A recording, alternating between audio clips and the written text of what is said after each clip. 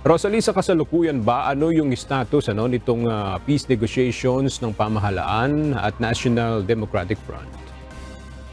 Batay sa huling pahayag ni Presidential Peace Advisor Carlito Galvez Jr., patuloy yung konsultasyon kaugnay ng peace negotiations ng pamahalaan sa National Democratic Front of the Philippines o NDFP. Noong November 2023 nga nang i-anunsyo ng administrasyon ni Pangulong Ferdinand Marcos Jr.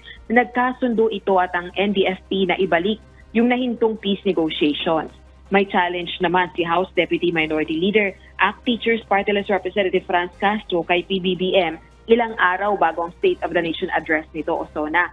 Hamon nito sa presidente, opisyal nang buksan yung usaping pangkapayapaan at tugunan ang ugat ng kahirapan sa kanyang SONA sa July 22.